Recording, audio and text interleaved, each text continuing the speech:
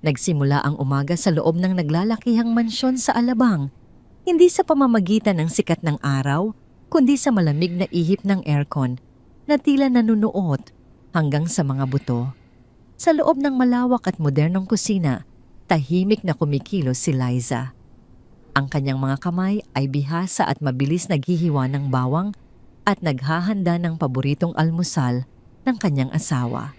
Tapsilog, isang simpleng putahe na binubuo ng sinangag itlog na malasado at pinatuyong tapa ng baka. Para kay Liza, hindi lamang ito basta pagkain. Ito ang nag-iisang paalala ng kanilang mga unang taon ni Richard noong mga panahong nangungupahan pa lamang sila sa isang maliit na apartment sa Maynila at hindi pa kinukontrol ng yaman ng pamilya ng asawa ang kanilang buhay. Ang amoy ng ginigisang bawang ang tanging nagbibigay ng init sa malamig at perpektong kusinang yon na idinisenyo para ipagmalaki, hindi para gamitin. Isang mahinang yabag ang naramdaman ni Liza mula sa kanyang likuran. Si Marcela, ang matandang mayordoma na inabot na ng 2 dekada sa pagsisilbi sa pamilya, ay nakatayo doon na may bitbit na malinis na basahan. Ang mukha ng matanda ay kakikitaan ng pangamba habang pinagmamasdan ang niluluto ni Liza. Mahinang nagsalita si Marcela na tila nag-iingat na huwag mabulabog ang hangin sa paligid. Maaga pa para magluto niyan, Liza. Alam mo namang hindi gusto ni Senyora Carmen ang amoy ng pinipritong bawang sa umaga. Baka mamaya ay pag-initan ka na naman niya. Ngumiti ng tipid si Liza, isang ngangiting pamilyar sa mga taong sanay na lumunok ng sariling kapaitan. Kailangan ni Richard ng mabigat na almusal ngayon, manang Marcela. Sunod-sunod ang pulong niya kasama ang mga bagong mamumuhunan sa kumpanya. Gusto ko lang sana siyang pakainin ng maayos bago siya sumabak sa panggigisa ng mga board members. Inilapag ni Liza ang perpektong nakahaing tapsilog sa ibabaw ng mamahaling marmol na mesa sa dining area. Sa pagkakataong yon, pumasok si Richard mula sa pasilyo. Suot niya ang isang mamahaling suit na kulay asul, habang ang isa niyang kamay ay abala sa pag-aayos ng kanyang kurbata. Ang mukha ni Richard ay bakas ng matinding pagod at kakulangan sa tulog. Ngunit nang makita niya ang nakahain sa mesa, lumambot ang kanyang mga mata. Napakabango naman yan, bungad ni Richard habang mabilis na umupo at kinuha ang tinidor. Ito talaga ang kailangan ko ngayon. Salamat, mahal. Walang tatalo sa timpla mo, parang noong nasa lumang bahay pa tayo. Pinunasan ni Liza ang kanyang mga kamay sa suot na apron at lumapit sa asawa. Kumain ka ng marami, Richard. Alam kong mahigpit ang laban ninyo ngayon sa kumpanya para makuha ang tiwala ng mga investor. Huwag mong papagutumin ang sarili mo.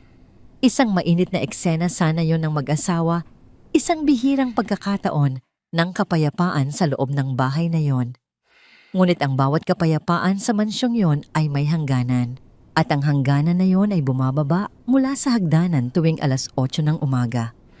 Isang matalim na tinig ang bumasag sa tahimik na pag-uusap ng mag-asawa. Ang tinig na yon ay pagmamay-ari ni Carmen, ang ina ni Richard, at ang reyna ng buong angkan. Suot ang isang makintab na roba na gawa sa purong seda at may perpektong ayos ng buhok. Kahit bagong gising, humakbang siya papasok sa dining area na tila isang hukom na handang magpataw ng parusa. Bago pa man makasubo si Richard ng kanyang ikalawang tinidor, huminto si Carmen sa gilid ng mesa.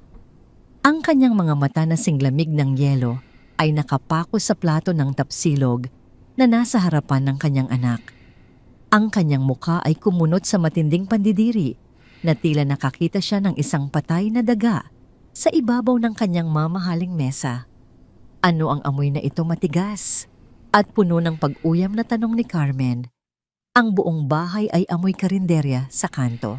Richard, ilang beses ko bang sasabihin sa'yo na ang mga taong kabilang sa mataas na lipunan ay hindi kumakain ng mga pagkaing nagpapabigat ng dugo at nag-iiwan ng malansang amoy sa hininga? Ibinaba ni Richard ang kanyang tinidor. Ang kanyang balikat ay biglang bumagsak na tila nawalan ng lakas. Mama, ito lang naman ang gusto kong kainin ngayon. Tapa lang ito. Wala namang masama dito. Walang masama. Isang mapaklang tawa ang kumawala sa mga labi ni Carmen. Iyan ang pagkain ng mga kargador sa palengke. Ikaw ang CEO ng kumpanya natin, Richard. Paano ka haharap sa mga elitistang bilyonaryo? Mamaya, kung ang amoy mo ay parang galing ka sa isang maruming probinsya, bumaling ang matalim na paningin ni Carmen kay Liza.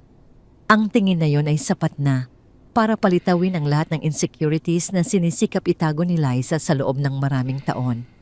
At ikaw, dugtong ni Carmen, habang nakaduro ang isang daliri na may makintab na pulang kuko patungo kay Liza.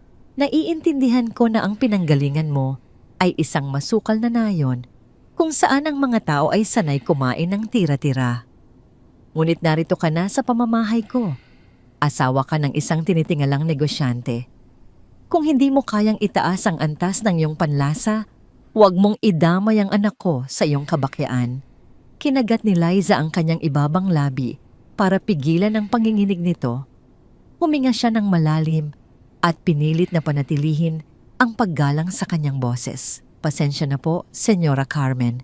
Gusto lang po sana ni Richard ng pamilyar na pagkain dahil na-stress siya sa trabaho. Hindi ko po sinasadya na mabulabog ang inyong umaga.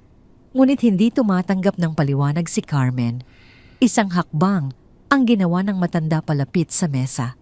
Sa isang mabilis at walang pag-aalinlangang galaw, hinawi ni Carmen ang plato ng tapsilog. Ang porselanang plato ay dumulas sa ibabaw ng makinis na marmol, umikot at tuluyang nahulog sa sahig. Isang malakas na kalabog ang umalingaw-ngaw ng mabasag ang porselana sa maliliit na piraso. Ang kanin ng itlog at ang paboritong tapa ni Richard ay nagkalat sa ibabaw ng malinis na sahig. Tumigil ang pag-ikot ng mundo sa loob ng kusinang iyon. Nanlaki ang mga mata ni Marcela na nasa di kalayuan, ngunit nanatili itong nakayuko, takot na madamay sa galit ng kanyang amo. Napapikit si Liza. Ramdam niya ang panginginig ng kanyang mga tuhod. Ang pagkaing pinaghirapan niya ang oras at pagmamahal na ibinuhos niya sa simpleng almusal na iyon ay ngayon ay isa na lamang maruming kalat sa sahig na niyayapakan ng mamahaling tsinelas ng kanyang biyenan. Tumingin si Liza sa kanyang asawa, umaasang magsasalita ito at ipagtatanggol siya. Umaasang tatayo si Richard at sasabing sumobra na ang kanyang ina. Ngunit nang magtagpo ang kanilang mga paningin, umiwas ng tingin si Richard. Inayos ng lalaki ang kanyang kurbata, tumikim at kinuha ang kanyang briefcase. Mama, tama na iyan. Mahinang bulong ni Richard, ang boses ay walang anumang pahiwatig ng tapang. Nawalan na ako ng gana. Aalis na ako papuntang opisina. Malilate na ako sa meeting. Walang lingon-likod na naglakad si Richard palabas ng bahay, iniiwan ang kanyang asawa na mag-isang harapin ang kalupitan ng kanyang ina. Tiningnan ni Carmen ang papalayong anak na may ngiting tagumpay bago ibinaling muli ang atensyon sa nakayukong si Liza. Linisin mo ang kalat na yan, malamig na utos ni Carmen.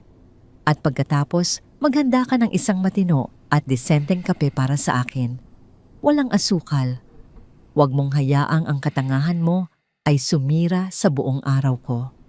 Iniwan ni Carmen si Liza sa gitna ng kusina at naglakad patungo sa maluwag na sala na tila walang anumang masamang nangyari. Dahan-dahang lumuhod si Liza sa sahig. Nanginig ang kanyang mga kamay habang maingat na pinupulot ang mga basag na piraso ng plato at ang nagkalat na kanin. Walang luhang pumatak mula sa kanyang mga mata dahil matagal na niyang naubos ang kanyang mga luha sa bahay na yon. Ang natitira na lamang sa kanyang dibdib ay isang mabigat at namumuong bato ng pagtitiis. Lumapit si Marcela at tahimik na tinulungan si Liza na maglinis. Sa bawat pagdampot nila ng mga basag na porselana, ramdam ng matandang mayordoma ang lalim ng sugat na patuloy na hinihiwa sa pagkatao ni Liza. Sa kalagitnaan ng kanilang paglilinis, isang matinis na tunog mula sa telepono ang bumasag sa tensyon. Ang mamahaling cellphone ni Carmen na nakapatong sa maliit na mesa sa sala ay nag-ilaw. Mula sa kanyang pwesto sa sahig, nakita ni Liza kung paano nagbago ang ekspresyon ng kanyang biyenan. Ang matapang at malupit na anyo nito ay biglang napalitan ng isang artipisyal na tamis at kagalakan nang sagutin nito ang tawag. "Oh Victoria, isang napakagandang umaga sa iyo." Malakas at masiglang bati ni Carmen ang boses ay sadyang nilalakasan upang punuin ang buong palapag. "Oo, inaasahan ko ang iyong pagbisita mamayang gabi. Ang pera, huwag kang mag-alala. Hawak ko ang 1.5 milyong piso para sa pondo ng simbahan. Nasa ligtas na lugar ito siyempre." "Ako pa ba?" Nagpatuloy ang pagtawa at pakikipag-usap ni Carmen sa linya puno ng pagyayabang tungkol sa kayamanan at impluwensya ng kanilang pamilya. Ngunit sa kalagitnaan ng kanyang masayang pakikipag-usap, lumingon si Carmen patungo sa direksyon ng kusina.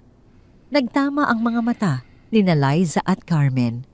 Sa likod ng matamis na ngiti ng biyenan at ng magalang nitong boses sa telepono, nakita ni Liza ang isang napakatalim at mapanganib na kislap sa mga mata nito. Isang tingin na puno ng lihim at pagkalkula. Isang tingin na nagsasabing hindi pa tapos ang araw na ito at ang nawasak na plato ng almusal ay simula pa lamang ng isang mas malaking pagpapabagsak. Tumayo si Liza, ang kanyang mga daliri ay mahigpit na nakakapit sa basahan.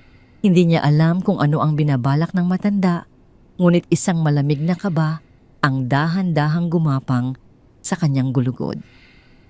Ang kapayapaan sa mansyong yon ay tuluyan ng natapos at ramdam ni Liza na isang malaking unos ang malapit ng manalasa sa kanyang buhay.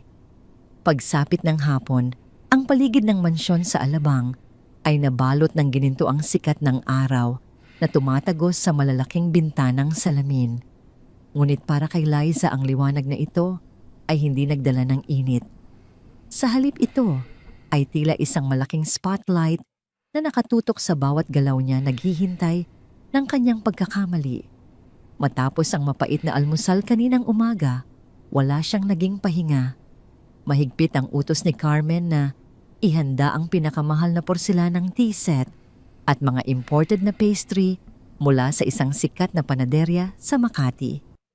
May darating na bisita, isang mahinang pag-ilaw at pagtunog mula sa intercom sa tarangkahan ang naghudyat na naroon na ang inaasahang bisita ng biyenan niya.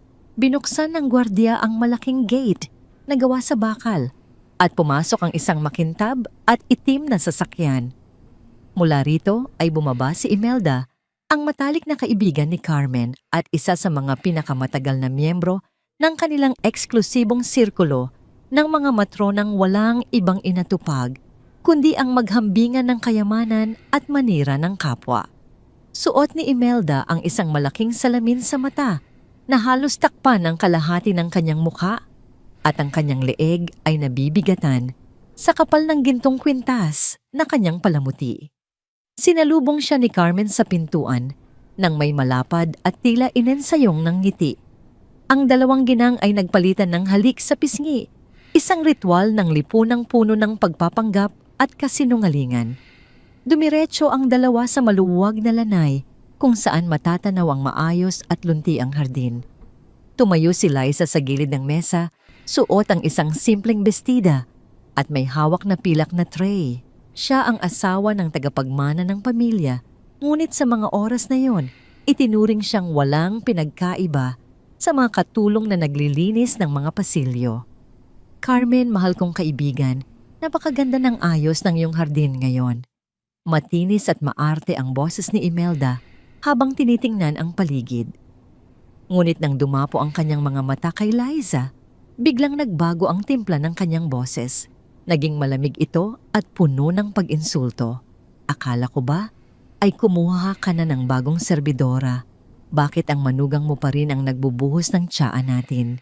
Malumanay na sumandal si Carmen sa kanyang inuupo ang silyang yari sa mamahaling kahoy. Kumuha siya ng isang maliit na tinapay at tiningnan ito ng may pagmamalaki. "Alam mo naman si Richard, Imelda. Masyadong malambot ang puso sa mga taong walang kakayahan. Kaya heto, binibigyan ko na lang ng simpleng gawain sa bahay para naman may pakinabang siya. Hindi ba, Liza, bilisan mo ang paglalagay ng asukal sa tasa ni Senyora Imelda? Huwag mong patulugin ang kamay mo. Mariing kinagat ni Liza ang loob ng kanyang pisngi. Ang marahang pagtama ng pilak na kutsarita sa gilid ng porselanang tasa ay lumikha ng isang manipis at matinis na himig na sumabay sa mabilis na pagkabog ng kanyang dibdib. Pilit siyang ngumiti, isang ngingiting hindi umaabot sa kanyang mga mata at yumuko ng bahagya bilang paggalang bago umatras ng isang hakbang. Iyan ang mahirap kapag nagpapasok ka ng tao na walang tamang pinagmulan, patuloy ni Imelda na tila bingi at bulag sa presensya ni Liza sa kanilang harapan. Ang pamangkin ko nakapangasawa ng anak ng isang senador. Ang ganda ng lahi, napakakinis ng balat at alam kung paano humarap sa mga matataas na tao. Itong napulot ng anak mo. Saan nga ba galing ito, Carmen? Sa isang liblib na barangay sa probinsya na walang sementadong kalsada. Totoo ang sinabi mo. Imelda, sagot ni Carmen habang humihigop ng mainit na tsa. Ang breeding ay hindi nabibili sa mall. Kahit bihisan mo ng mamahaling damit ang isang taong sanay sa putik lilitaw, at lilitaw pa rin ang pagiging palengkera niyan. Naaawa nga ako sa anak ko. Siya ang nagdadala ng kahihiyan sa pamilya namin tuwing may mga pagtitipon ang mga kumpanya. Wala man lang maibahagi sa usapan, kundi ang mga kwentong pangmahirap. Naramdaman ni Liza ang pamamanhid ng kanyang mga daliri. Ang bawat salita ay parang mga matatalim na karayom na walang awang itinutusok sa kanyang pagkatao. Nais niyang sumagot. Nais niyang isumbat sa kanila na bago pa yumaman ng husto si Richard, siya ang kasama nitong nagtitiyaga sa pagkain ng dilata, nagpupuyat sa paggawa ng mga proposal at nagpaplansya ng mga murang damit nito. Ngunit alam niyang anumang salita na lumabas sa kanyang bibig ay gagamitin lamang ni Carmen laban sa kanya. Ang katahimikan, ang tanging sandata ng mga taong walang pampulitikang kapangyarihan sa loob ng sarili nilang tahanan. Iniba ni Carmen ang usapan, tila nagsawa na sa pagdurog sa pagkatao ng kanyang manugang. Inabot niya ang isang malaki at mamahaling bag na gawa sa balat ng boya na nakapatong sa isang silya. Mula rito, dahan-dahan niyang inilabas ang isang makapal na kayumangging sobre. Ang bigat nito ay kapansin-pansin sa paraan ng paghawak niya. Siya nga pala, Imelda, may ipapakita ako sa iyo. Ipinatong ni Carmen ang sobre sa gitna ng mesa at bahagyang binuksan ang takip nito. Lumantad ang makapal na bungkos ng mga bagong 5,000 pisong papel. Ang kulay kahel ng mga pera ay tila kumikinang sa ilalim ng sikat ng araw. Nanlaki ang mga mata ni Imelda sa gulat at pagkamangha. Diyos ko, Carmen, gaano karami yan? Bakit nagdadala ka ng ganyang halaga sa loob ng bahay? Isang mapagmataas ng ngiti ang sumilay sa labi ni Carmen. 1.2 milyong piso yan.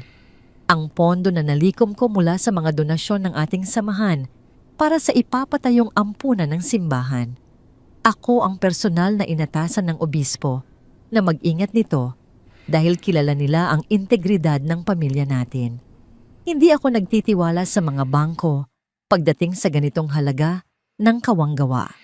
Mamayang gabi, itatago ko ito sa aking personal na vault sa kwarto.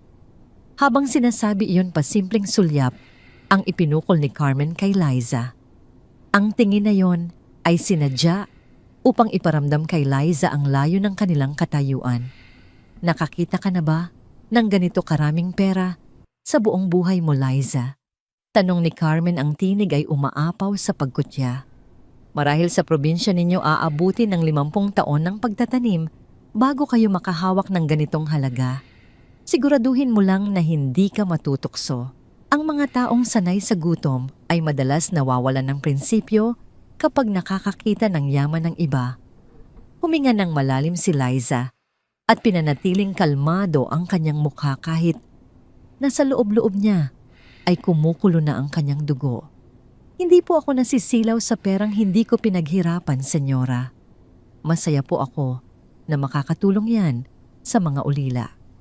Kung gayon patunayan mo ang kabutihan mo at maghiwa ka pa ng prutas sa kusina, matapang na utos ni Carmen na sinabayan ng pagkumpas ng kamay upang palayasin siya. Huwag kang babalik dito hanggat hindi ko sinasabi. Nakakasira ng panlasa ang presensya mo. Tumango si Liza nang walang salita, binuhat ang walang lamang tray at naglakad patungo sa mahabang pasilyo pabalik sa kusina. Sa bawat hakbang niya palayo, unti-unting lumuluwag ang panggigipit sa kanyang dibdib. Ngunit bago pa man siya tuluyang makarating sa kusina, napansin niyang naiwan niya ang maliit na lalagyan ng gatas sa ibabaw ng kabinet malapit sa pasilyo ng lanay. Dahan-dahan siyang bumalik. Ang kanyang mga paa ay halos hindi lumilikha ng tunog sa ibabaw ng makinis na sahig na kahoy. Huminto siya sa likuran ng makapal at mabigat na kurtinang nakasabit sa arko ng pasilyo. Mula sa kanyang kinatatayuan, hindi siya nakikita ng dalawang ginang, ngunit malinaw niyang naririnig ang bawat salitang binibitawan nila. Ang usapan ay hindi na tungkol sa pera o sa simbahan. Ang boses ni Imelda ay bumaba sa isang mapanuksong pabulong. Bilib din ako sa pasensya mo, Carmen. Bakit ba pinagtitiyagaan mo pa ang babaeng yan? Kung ako sa'yo, matagal ko na siyang sinabunutan at pinalayas. Sinisira niya ang imahe ng anak mo. Ang mga negosyante sa Makati ay pinagtatawanan si Richard ng palihim dahil ang asawa niya ay mukhang labandera. Nawala ang malambing na tono ni Carmen. Ang pumalit dito ay isang matigas malamig at punong-puno ng puot na tinig na nagpatayo sa mga balahibo ni Liza. Hindi ko siya pinagtitiyagaan, Imelda. Naghihintay lamang ako ng tamang pagkakataon. Walang kwenta ang pagbato ng mga salita kung hindi rin siya tuluyang mawawala sa landas namin. Anong ibig mong sabihin? May gagawin ka ba, mausisang tanong ni Imelda? Naramdaman ni Liza ang pagtigas ng kanyang mga kalamnan habang hinihintay ang sagot ng kanyang biyenan. Hindi na magtatagal ang pagiging palalo ng babaeng yan. Sagot ni Carmen na may kasamang himig ng tagumpay. Matagal na akong nagtatanim ng plano at malapit na itong anihin. Bago matapos ang linggong ito, lalayas ang basurang yan sa pamamahay ko. At hindi lang basta lalayas. Sisiguraduhin kong mismong si Richard ang pandidirihan siya at magtataboy sa kanya. Aalis siyang walang dalang kahit na ano, kundi ang isang matinding kahihiyan na hindi niya malilimutan habang buhay. Natigilan si Imelda sa narinig at pagkatapos ay sumagot ng may paghanga.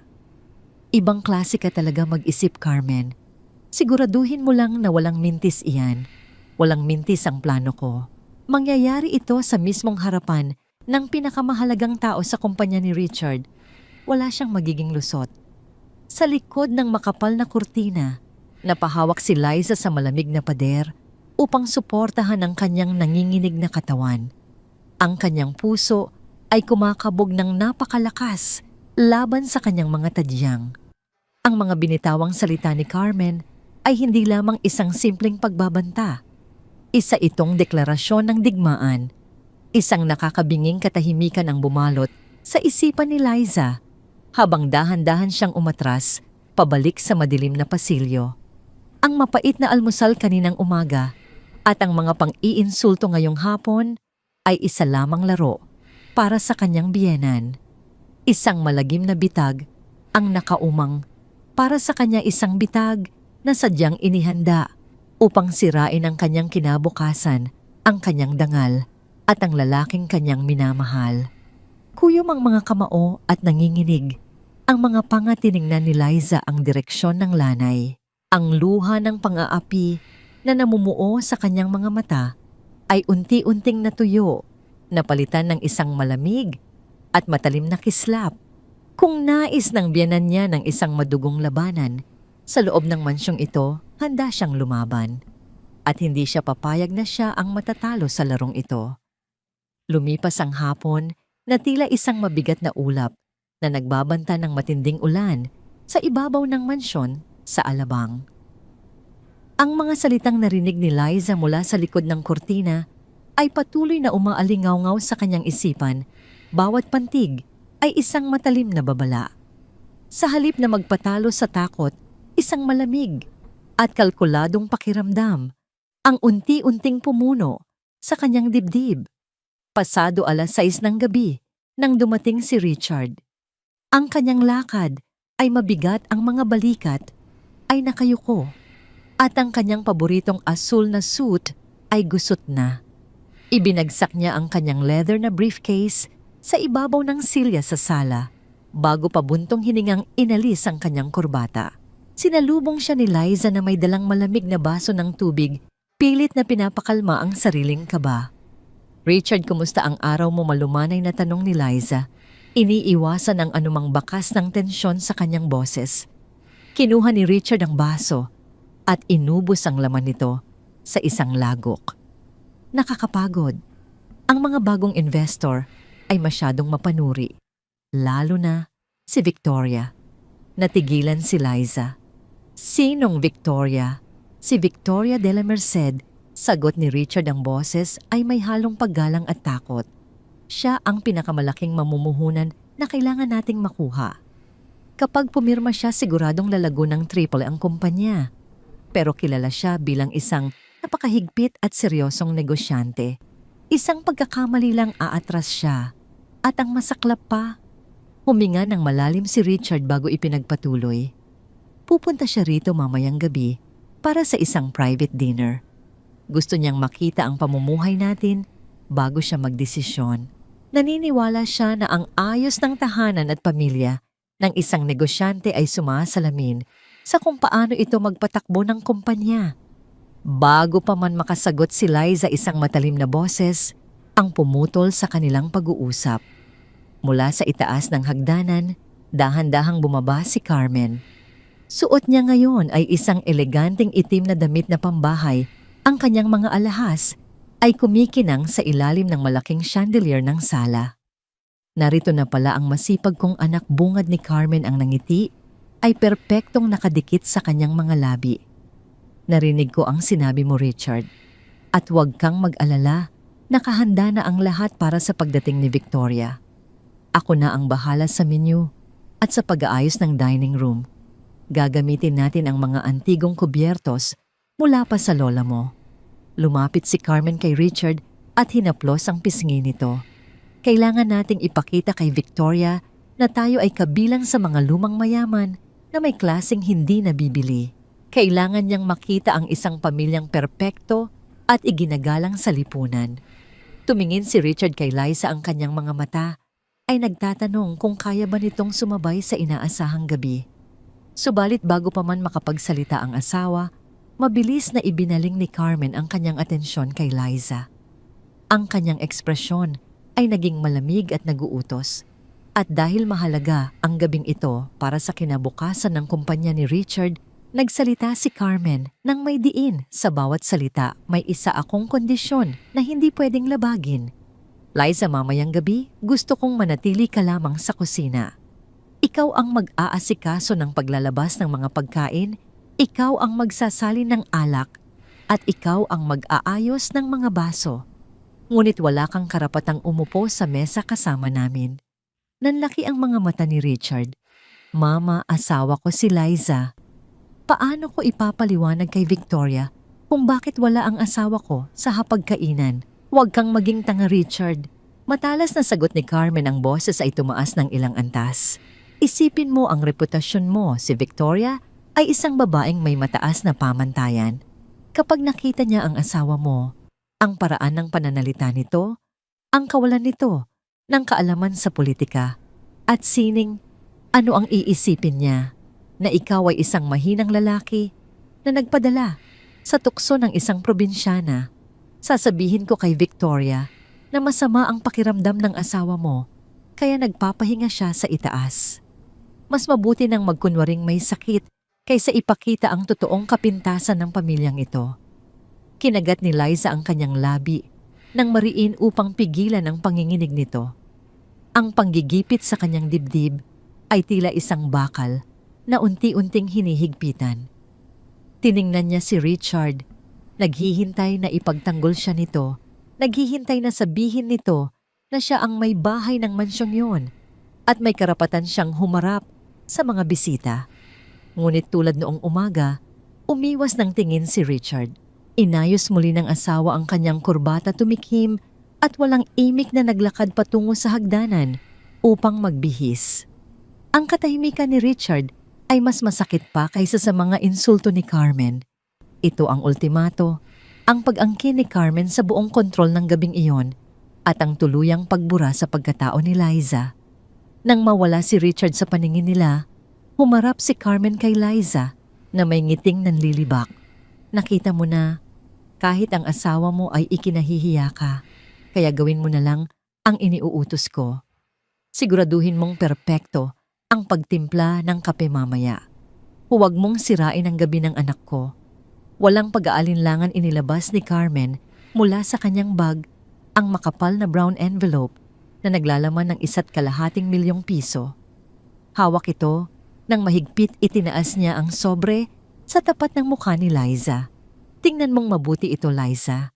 Iyan ang pera ng simbahan. Iyan ang halaga ng tiwala at respeto na ibinibigay sa akin ng lipunan. Isang bagay na kailanman ay hindi mo mararanasan. Ngayon, aakyat ako sa kwarto namin ni Richard para itago ito sa aking personal na safety deposit box. Huwag na huwag kang aakyat sa kwarto namin ngayon, naiintindihan mo.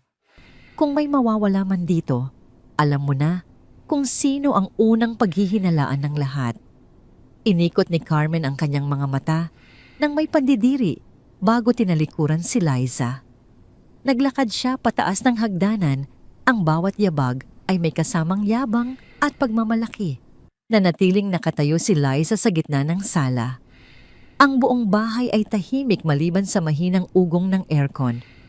Ngunit sa likod ng katahimikang yon, naramdaman ni Liza ang isang kakaibang kilabot. Ang paraan ng pagpapakita ni Carmen sa pera, ang tahasang pagbabawal na umakyat sa itaas. Ang mga salitang narinig niya kani-kanina lamang mula sa likod ng kurtina. Bago matapos ang linggong ito, lalayas ang basurang yan sa pamamahay ko. Sumikip ang dibdib ni Liza. Isang palaisipan ang unti-unting nabubuo sa kanyang isipan. Bakit ipinakita ni Carmen ng ganoon kadetalyado ang pera? Bakit sinisiguro nitong alam ni Liza ang halaga at kung saan ito itatago? Ang mga taong may itinatagong yaman ay hindi ipinagmamalaki kung saan nila ito inilalagay, lalo na sa mga taong tinatawag nilang magnanakaw o walang kwenta. Isang malalim na pangamba ang dumaloy sa kanyang buong katawan. Hindi ito simpleng pagyayabang. Ang sobrang iyon, ang 1.2 milyong pisong yon ay hindi lang pera para sa ampunan. Ito ay isang kasangkapan, isang patibong na inihanda mismo ng biyanan niya. Dahan-dahang napasandal si Liza sa pader ng pasilyo. Ang kanyang mga mata ay nanlilisik sa pag-unawa. Ang gabing ito, ang pagdating ni Victoria, ang pagbabawal na umupo siya sa mesa.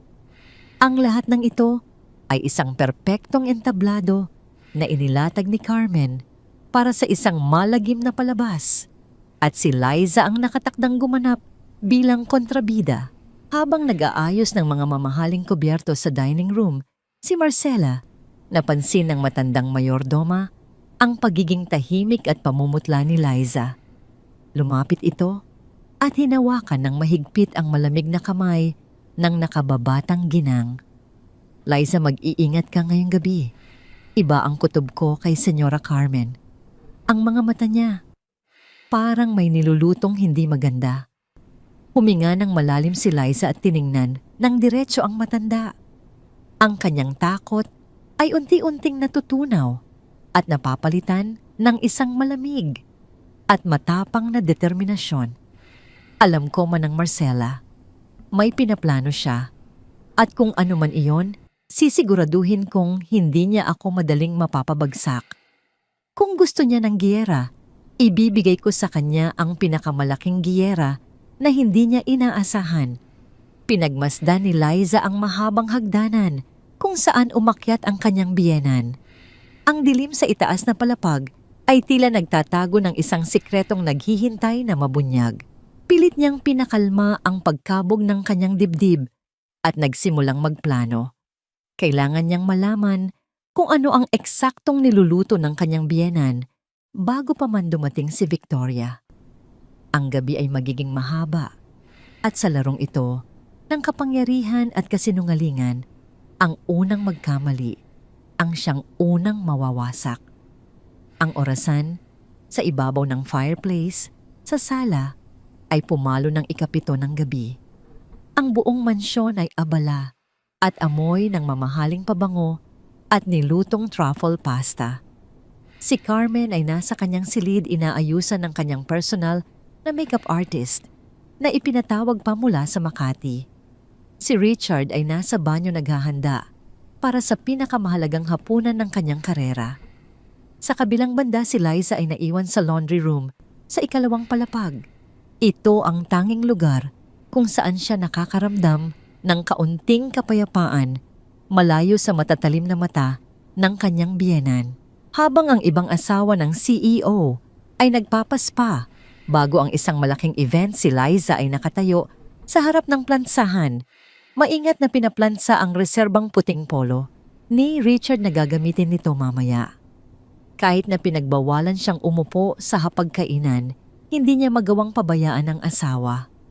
Ang bawat haplos ng mainit na bakal sa telang koton ay may kasamang panalangin na sana maging maayos ang gabi ni Richard. Nang matapos niya ang polo, isinabit niya ito sa isang kahoy na hanger at naglakad patungo sa master bedroom na ginagamit nilang mag-asawa.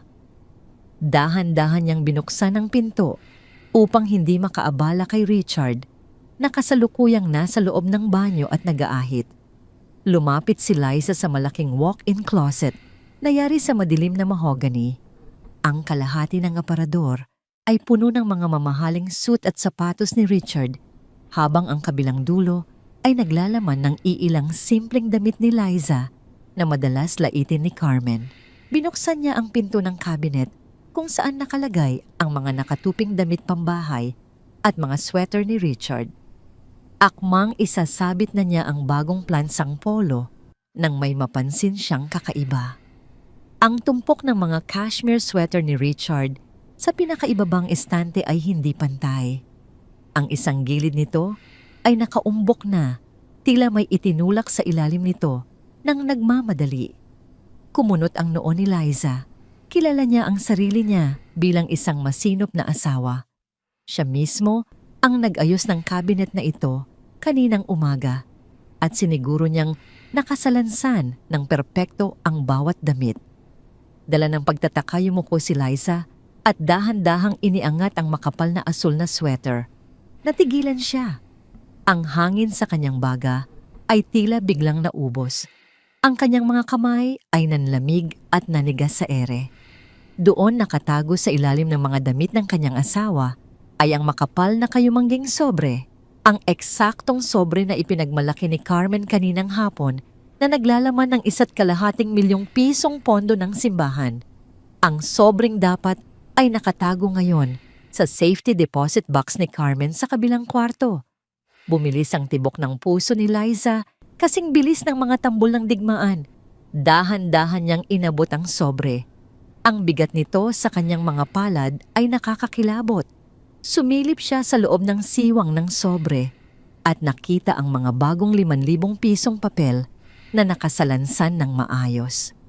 Isang malamig na pawis ang gumapang sa kanyang batok. Ang mga piraso ng palaisipan na gumugulo sa kanyang isipan buong hapon ay biglang nagkadugtong-dugtong at ang buong larawan nito ay isang napakalupit na bangungot. Bago matapos ang linggong ito, lalayas ang basurang yan sa pamamahay ko. Kapag may nawala man dito, alam mo na kung sino ang unang paghihinalaan ng lahat. Mismong si Richard ang pandidirihan siya at magtataboy sa kanya. Ang lahat ng panlalait ang pagpapakita ng pera sa lanay Ang pilit na pagpapaubaya sa kanya sa paglilinis ng itaas ito ay hindi simpleng pagmamayabang. Ito ay isang kalkuladong bitag.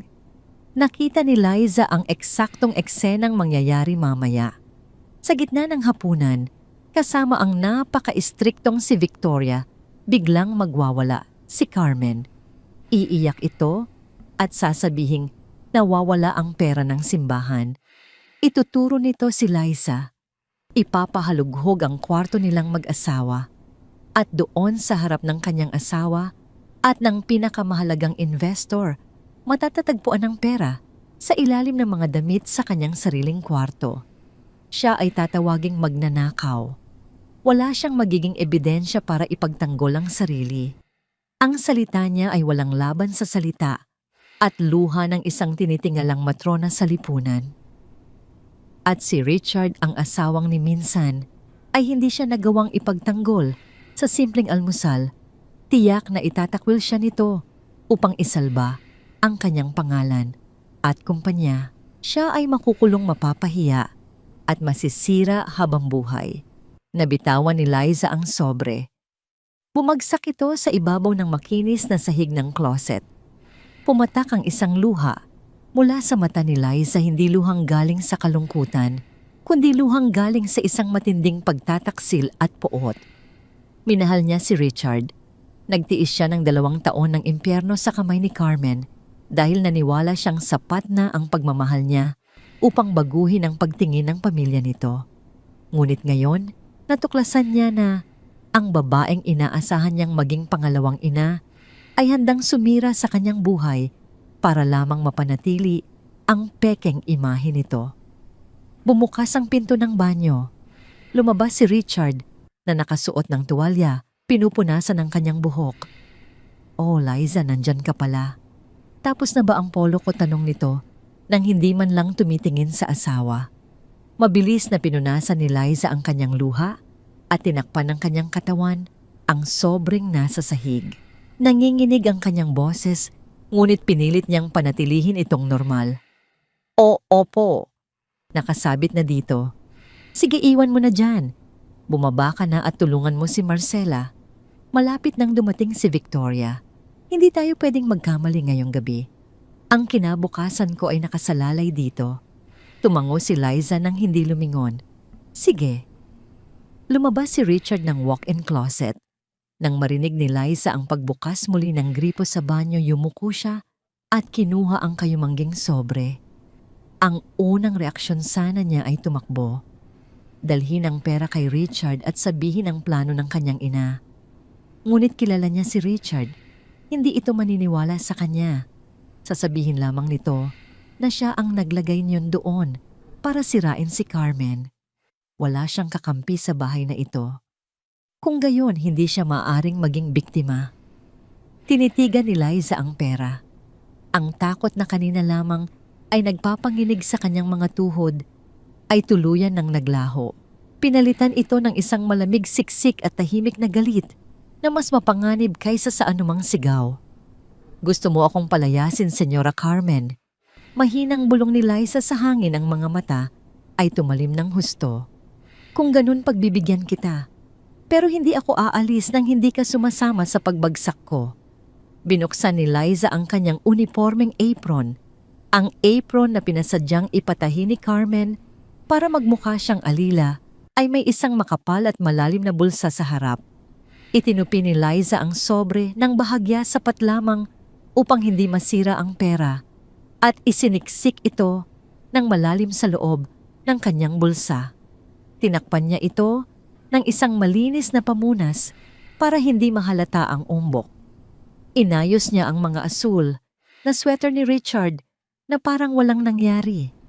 Pinunasan niya ang huling bakas ng luha sa kanyang mga mata at tumingin sa malaking salamin sa pinto ng aparador.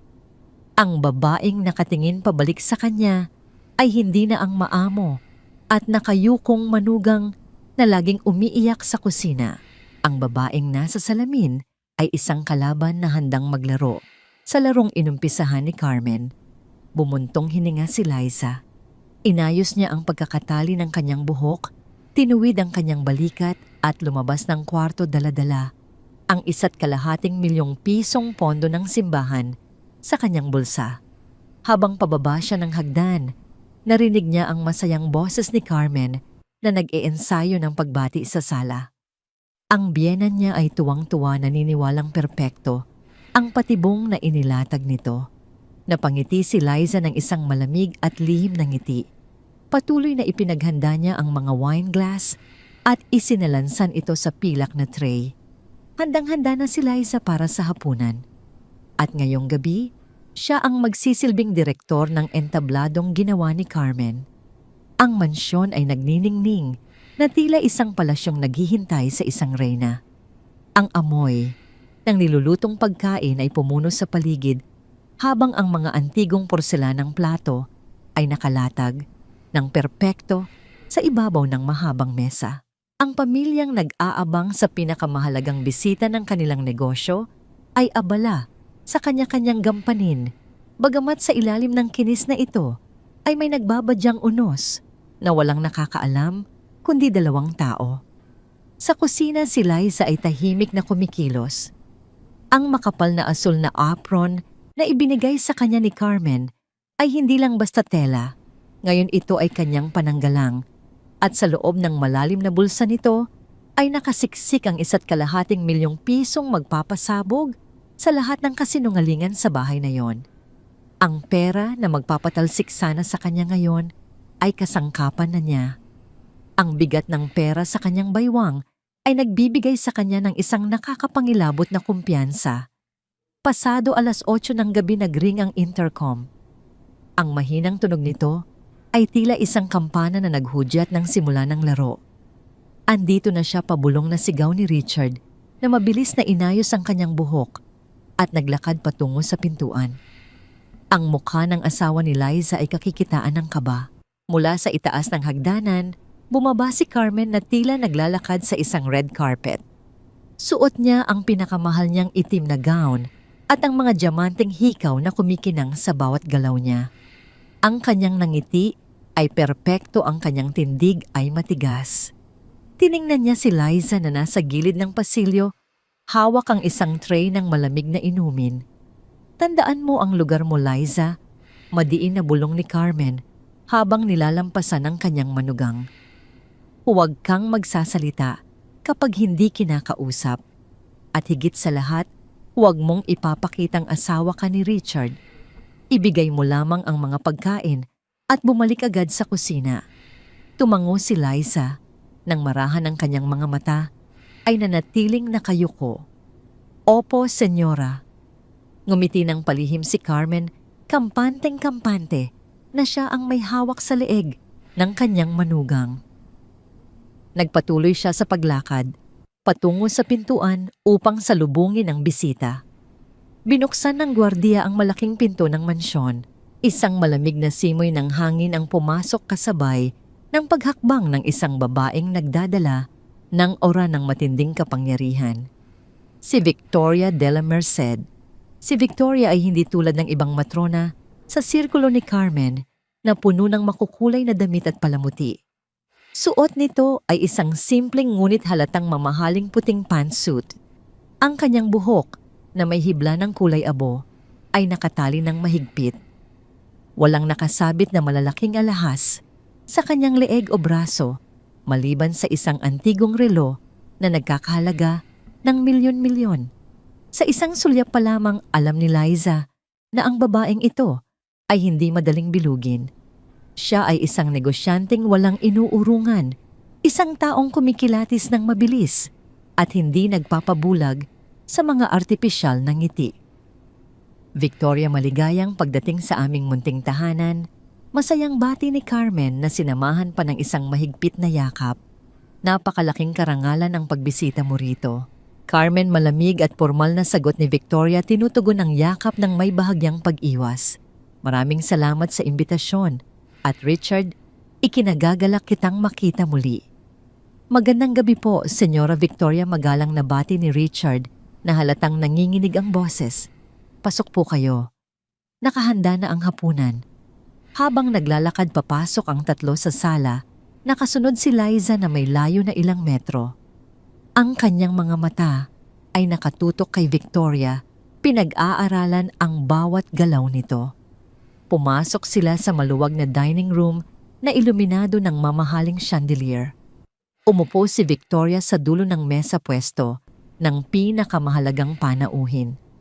Habang inaayos nito ang panyo sa kanyang kandungan, nahagip ng kanyang paningin ang babaeng tahimik na nagsasalin ng malamig na tubig sa kanyang baso. Liza, pabulong ngunit matalim na utos ni Carmen na nakaupo sa kabilang dulo ng mesa. Ang alak pakilabas na. Tumango si Liza at umatras.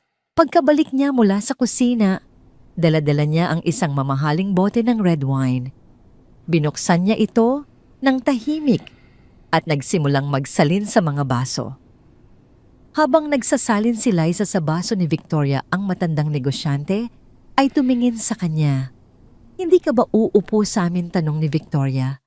Ang kanyang boses ay kalmado, ngunit may taglay na matinding pag-uusisa. "Napansin ko na kanina ka pa, palakad-lakad na parang isang kawaksi. Hindi ba't ikaw ang asawa ni Richard?" Biglang nabulunan si Richard sa kanyang iniinom na tubig. Namilog ang kanyang mga mata at tiningnan si Carmen, umaasang ililigtas siya nito. Mabilis na umaksyon si Carmen. Tumawa ito ng isang mapilit at mataas na tawa. "Oh Victoria, pasensya na. Si Liza ay..." Medyo hindi maganda ang pakiramdam ngayong gabi. Gusto sana siyang magpahinga pero nagpumilit siyang asikasuhin kami. Sanay kasi siya sa mga gawaing bahay dahil alam mo na sa probinsya siya lumaki. Isang makapal na katahimikan ang bumalot sa hapagkainan. Nakita ni Liza kung paano nagbago ang ekspresyon ni Victoria. Ang matalim nitong mga mata ay kumitid habang pinagmamasdan si Carmen bago ibinaling ang paningin kay Liza. Hindi lahat ng galing sa probinsya ay kailangang maging tagapagsilbi sa sarili nilang bahay. Carmen, diretsahang sagot ni Victoria, walang gatol na winawasak ang pagmamalaki ng biyena ni Liza. Ang asawa ng isang CEO ay katuwang hindi katulong. Kung may sakit siya, dapat siya ay nakaupo rito at kayo ang nagpapakain sa kanya. Namutla si Carmen. Ang kanyang panga ay tumigas sa matinding inis, ngunit pinilit niyang panatilihin ang kanyang nangiti. "Tama ka, Victoria. Kami na ang bahala sa kanya. Liza, baka gusto mo nang bumalik sa kusina para makapagpahinga." "Salamat po, Senyora Victoria." Mahinahong sagot ni Liza nang hindi pinapansin ang boses ng kanyang biyenan.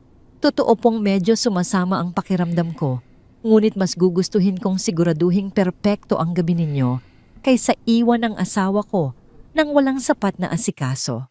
Ang mga salitang yon ay simpleng binitawan, ngunit ang epekto nito ay malalim. Nakita ni Liza kung paano umangat ang isang kilay ni Victoria bilang tanda ng paggalang at paghanga sa kanyang sagot. Sa kabilang banda, si Carmen ay halos mamatay sa galit dahil sa pagpapahiya na natamo niya mula sa isang babaeng hindi niya mapapasunod. Habang nag-uusap ang tatlo tungkol sa negosyo, si Liza ay nanatiling nakatayo sa isang sulok ng silid, nagmamasid at nag-aabang.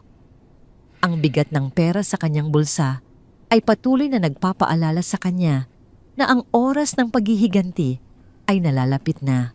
Habang sumusubo si Carmen ng kanyang pagkain at ngumingiti sa harap ni Victoria, iniisip ni Liza kung ano ang tumatakbo sa isip nito.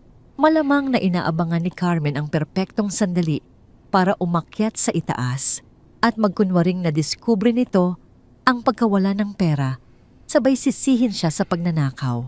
Ngunit hindi hahayaan ni Liza na makarating sa ganoong bahagi ang plano. Kailangan niyang maunahan ito. Kailangan niyang ilipat ang bitag mula sa kanyang kwarto at dalhin ito sa isang lugar kung saan si Carmen mismo ang madudurog. Lumingalinga si Liza. Ang kanyang mga mata ay dahan-dahang gumapang sa paligid hanggang sa mag-focus ito sa isang bagay. Sa ibabaw ng maliit na lamesa, malapit sa pasilyo na patungo sa banyo, naroon ang itim na leather handbag ni Victoria. Mamahalin ito at mukhang mabigat. Ngunit ang pinakamahalagang detalye na napansin ni Liza ay ito, hindi ito nakasara. Ang zipper ng malaking bag ay bahagyang nakabukas. Iniiwan ang isang puwang na sapat lamang para madaling pasukin ng anumang bagay na ilalagay doon ng palihim. Sumikip ang hininga ni Liza. Ito na ang sandaling hinihintay niya. Gusto mo akong maging magnanakaw, Carmen? Naisip ni Liza habang mariing kinakagat ang kanyang labi. Kung ganun tingnan natin, kung ano ang mararamdaman mo kapag ikaw ang lumabas na manloloko at nagbabalak na suhulan ang pinakamahalagang tao sa kumpanya ng asawa ko. Ang pagkakataon na iniaalok ng nakabukas na bag ni Victoria ay napakadelikado, ngunit yun lamang ang tanging paraan para mabago ang takbo ng laro. Ngayon, kailangan na lamang niyang maghintay ng tamang oras, isang pagkakataon na lilingat si Victoria at mabibigyan si Liza ng ilang segundo para kumilos sa dilim. Ang hapunan ay nagpatuloy ng may halong pilit na tawanan at mabibigat na katahimikan. Sa bawat pag-uusap tungkol sa mga shares market expansion at profit margins, ramdam ang pagpupumilit ni Richard na makuha ang tiwala ni Victoria. Ngunit ang matandang negosyante ay tila isang pader na yelo, nakikinig nagmamasid at paminsan-minsan ay nagbibigay ng mga matatalim na tanong na nagpapautal kay Richard. Si Carmen sa kabilang banda ay hindi mapakali. Bagamat pilit niyang ipinapakita ang husay niya bilang hostess ang kanyang mga mata, ay palaging bumabalik sa gawin ni Liza na nanatiling tahimik na nakatayo malapit sa pintuan ng kusina. Para kay Carmen ang gabi ay tumatakbo ng perpekto patungo sa kanyang grandeng finale. Hindi niya alam na ang babaeng itinuturing niyang mangmang ay nakakasana ang patibong para sa kanya. Senyora Victoria, narinig kong mahilig kayo sa tsaa pagkatapos ng hapunan, malambing na wika ni Carmen habang maingat na inilalapag ang kanyang kubyertos. Mayroon akong ipinadalang Earl Grey mula pa sa London. Ito ang eksaktong timpla na iniinom ng mga dugong bughaw. Bahagyang itinaas ni Victoria ang kanyang tingin mula sa kanyang baso ng tubig. Salamat, Carmen. Ngunit mas gusto ko ang chamomile na may halong sariwang mint kung meron kayo. Nakakatulong ito para mas mabilis akong makatulog mamaya. Masyadong matapang ang Earl Grey para sa ganitong oras ng gabi. Natigilan si Carmen. Ang pilit niyang ngiti ay tila nag-crack sa isang saglit bago niya ito naitago. Oo naman. Siyempre. Liza, matalas na tawag niya, hindi na nagabalang itago ang kanyang inis. Ipagtimpla mo ng chamomile tea ang ating bisita. Siguraduhin mong tama ang temperatura. Dali-daling lumapit si Liza. Opo, senyora, mahinang sagot niya bago yumuko ng bahagya kay Victoria at naglakad pabalik sa kusina. Sa loob ng kusina, sumalubong sa kanya si Manang Marcela na may hawak na malinis na panyo at pinagpapawisan sa kaba. Liza, ano bang nangyayari sa labas? Bulong ng matanda. Kanina pa ako kinakabahan sa mga tingin ni Senyora Carmen sa'yo. Para bang hinihintay na lang niyang magkamali ka. Pilit nang ngumiti si Liza at marang hinaplos ang braso ng matanda. Huwag po kayong mag-alala, Manang. Ako na po ang bahala. Kailangan ko lang ng 5 minuto para ihanda ang tsa. Binuksan ni Liza ang cabinet at kinuha ang pinakamahal na porselanang tea set na ginagamit lamang kapag may napaka-espesyal na bisita. Habang hinihintay niyang kumulo ang tubig, kinapa niya muli ang makapal na sobre sa loob ng kanyang bulsa. Ang 1.2 milyong piso ay naroon pa rin mainit at mabigat laban sa kanyang baywang. Isinali ni Liza ang mainit na tubig sa porselanang palayok at inilagay ang mga tuyong bulaklak ng chamomile at ilang dahon ng sariwang mint. Maingat niyang inayos ang mga tasa at platito sa ibabaw ng pilak na tray. Huminga siya ng malalim. Ito na ang pagkakataon niya. Ang tanging pagkakataon niya. Binuhat niya ang tray at naglakad pabalik sa dining room. Ngunit bago pa man siya makapasok ng tuluyan, narinig niya ang tunog ng isang cellphone na nagri-ring. Excuse me, narinig niyang sabi ni Victoria. Kailangan ko itong sagutin. Mula ito sa opisina sa Singapore. tumayo si Victoria, inayos ang kanyang damit at taglakad palabas ng dining room patungo sa tahimik na pasilyo, malayo sa ingay ng kwentuhan ni na Carmen at Richard. Huminto si Liza sa gilid ng pintuan. Ang puso niya ay nag-umpisang kumabog ng napakabilis. Sa sala, malapit sa pasilyo, kung nasaan ang banyo, at ang pinto palabas na iwan ang mamahaling itim na leather handbag ni Victoria na nakapatong sa isang maliit na mesa. Ang siwang ng zipper ay nakabukas pa rin, isang perpektong imbitasyon.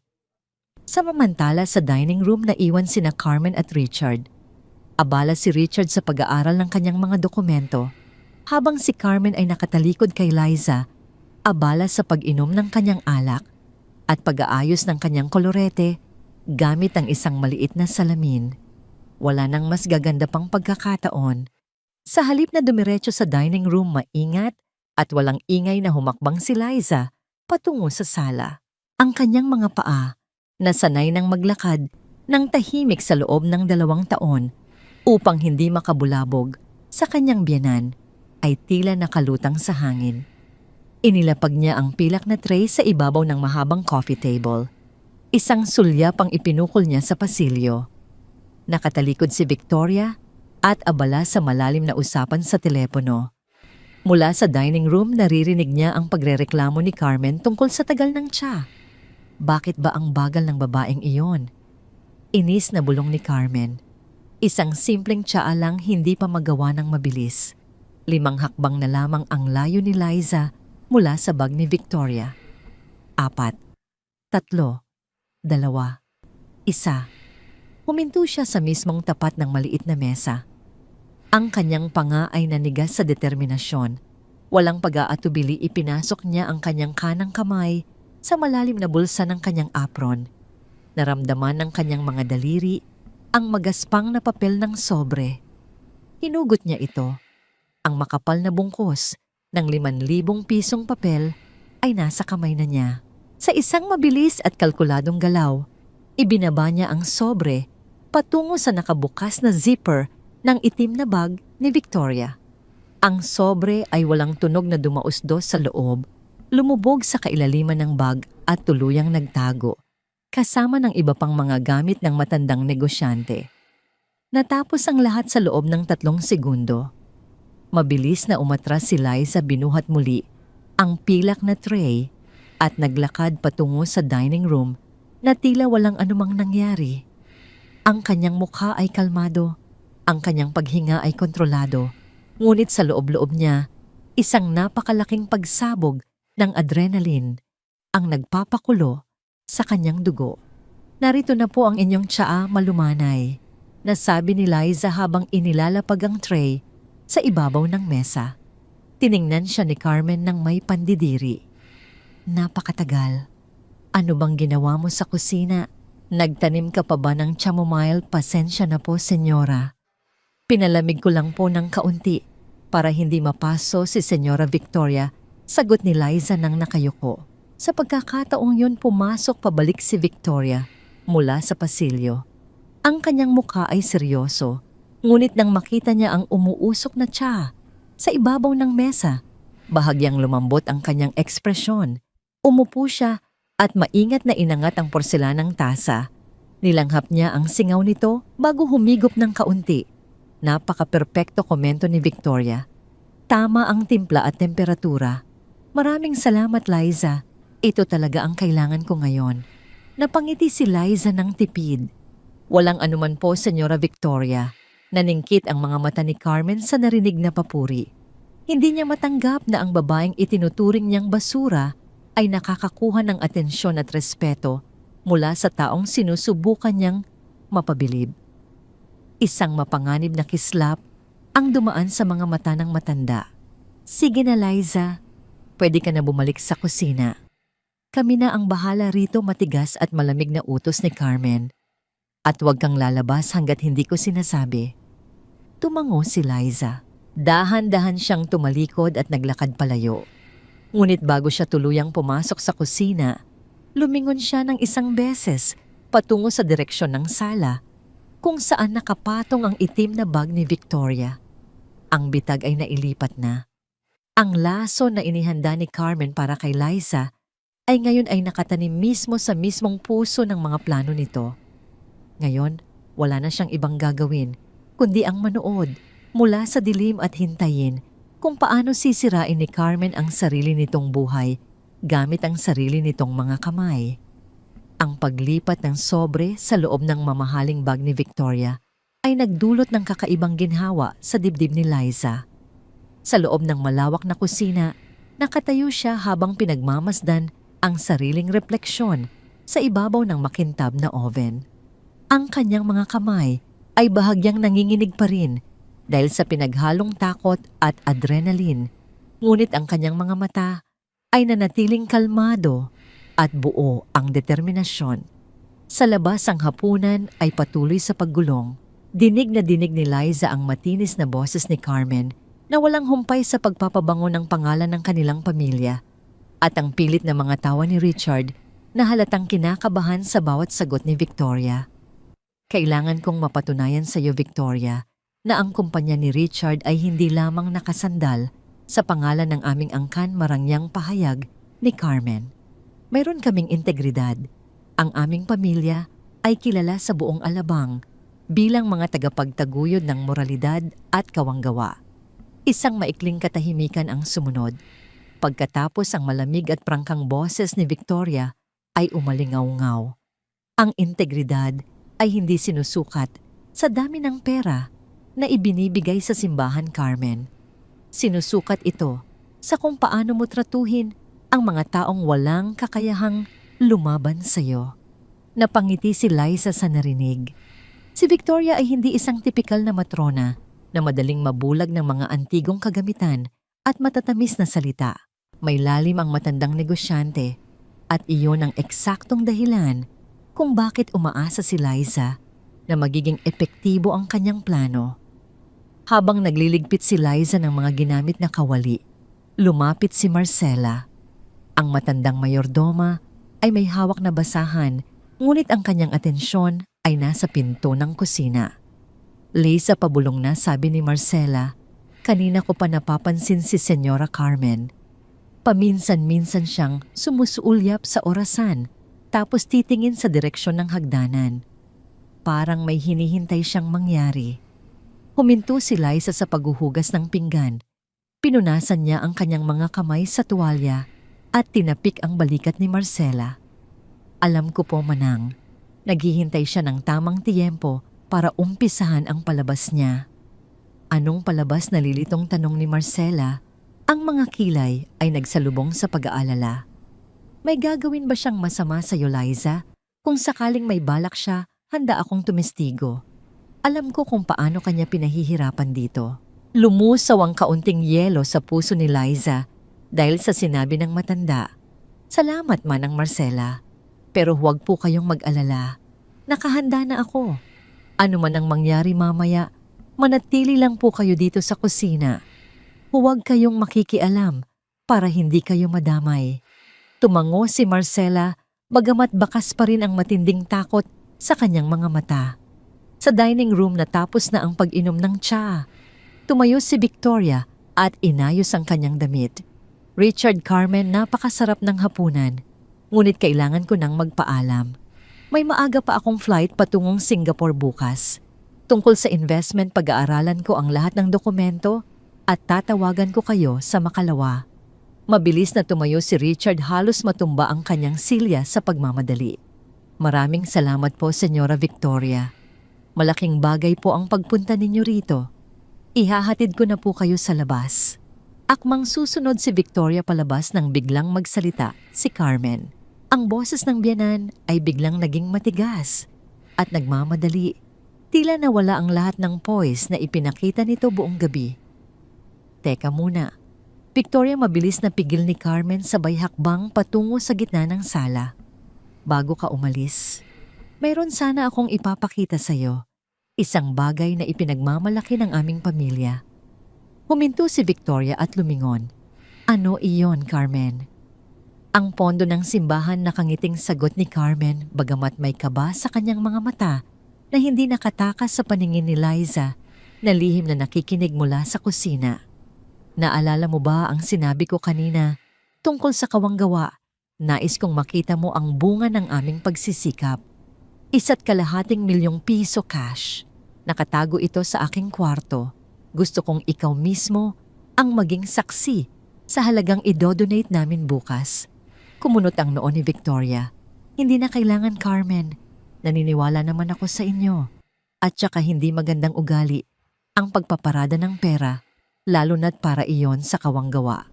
Ngunit nagpumilit si Carmen. Iba kasi kapag nakita mo ng personal, Victoria. Saglit lang ito, pangako. Kukunin ko lang sa itaas. Richard, samahan mo muna si Victoria dito sa sala. Walang pag-aalinlangan, mabilis na umakyat si Carmen sa hagdanan. Ang kanyang mga takong ay lumikha ng mabilis at matutulis na tunog sa ibabaw ng makinis na kahoy na hagdan. Sa loob ng kusina, mariing kinagat ni Liza ang kanyang labi. Nagsisimula na ang huling yugto ng plano ni Carmen. Alam ni Liza ang eksaktong gagawin ng kanyang biyenan. Aakyat ito sa kwarto, magpapanggap na binubuksan ng vault at pagkatapos ay sisigaw na nawawala ang pera. Dahan-dahang lumapit si Liza sa pinto ng kusina at sumilip sa maliit na siwang nito. Nakita niya si Victoria na tahimik na nakaupo sa sofa habang si Richard ay nakatayo sa gilid, halatang hindi naiintindihan kung bakit biglang naging agresibo ang kanyang ina tungkol sa pagpapakita ng pera. At doon sa ibabaw ng maliit na lamesa, hindi kalayuan kay Victoria, nakapatong pa rin ang itim na leather bag. Ang zipper nito ay nakasara na ngayon. Siguro ay isinara ito ni Victoria bago umupo sa sofa. Ligtas na nakatago sa loob ang sobre. Lumipas ang 5 minuto. Ang bawat segundo ay tila isang patak ng malamig na tubig sa ulo ni Liza. Ang katahimikan sa sala ay nabasag lamang ng mahinang pag-uusap ni na Richard at Victoria tungkol sa lagay ng trapiko sa Maynila. Hanggang sa isang malakas at nakakabinging sigaw ang umaling-awngaw mula sa itaas na palapag. Richard. Ang boses ni Carmen ay puno ng gulat, takot at matinding galit. Ang tunog ng mga yabag na nagmamadaling bumaba ng hagdan ay nagpagimbal sa buong mansyon. Dali-daling lumabas si Liza mula sa kusina. Nagkukunwaring nagugulat at tumayo sa pasilyo. Si Richard ay napatakbo patungo sa paanan ng hagdan habang si Victoria ay nanatiling nakaupo, ngunit matalim na nakatingin sa direksyon ni Carmen. Bumaba si Carmen na magulo ang buhok, namumutla ang muka at nanginginig ang buong katawan. Hawak niya ang isang maliit na bakal na kahon, ang kanyang portable safety deposit box na bukas at walang laman. Mama, anong nangyari? Natatarantang tanong ni Richard, inaalalayan ng ina, na tila matutumba anumang oras. Nawawala sigaw ni Carmen, ang kanyang mga mata ay nanlilisik at paikot-ikot na naghahanap ng masisisi. Nawawala ang pera. Ang 1.2 milyong piso para sa simbahan. Ninakaw ito. Ninakaw? Imposible, Mama. Walang ibang tao rito, kundi tayo. Sagot ni Richard, ang boses ay puno ng pagkalito at takot. Baka naman nailagay mo lang sa ibang lugar. Hindi ako ulyanin. Richard, galit na buwelta ni Carmen, inihagis ang walang lamang bakal na kahon sa ibabaw ng carpet. Sigurado akong nilagay ko yon doon kaninang hapon. May magnanakaw sa loob ng pamamahay na ito. Lumingon si Carmen. Ang kanyang matatalim at mapanghusgang mga mata ay dahan-dahang dumapo kay Liza na nakatayo malapit sa kusina. Isang ngiti ng tagumpay na maingat na itinago. Sa likod ng pekeng pag-iyak ang sumilay sa mga labi ng matanda. Ikaw? Nanginginig na itinuro ni Carmen si Liza. Ang kanyang daliri ay tila isang patalim na handang saksakin ang manugang. Nakita mo ang pera kaninang hapon, hindi ba? Sinabihan pa kita na huwag kang aakyat sa itaas. Ikaw ang kumuha, magnanakaw. Nanlaki ang mga mata ni Richard. Tumingin siya kay Liza, hindi makapaniwala. Liza, totoo ba ito? Huminga ng malalim si Liza. Ang panahong hinihintay niya ay dumating na. Pinanatili niya ang kanyang mukha na kalmado, isang perpektong maskara ng kawalang malay. Wala po akong kinukuha. Senyora Carmen, mahinahon at malinaw na sagot ni Liza. Ang kanyang boses ay hindi nanginig kahit isang beses.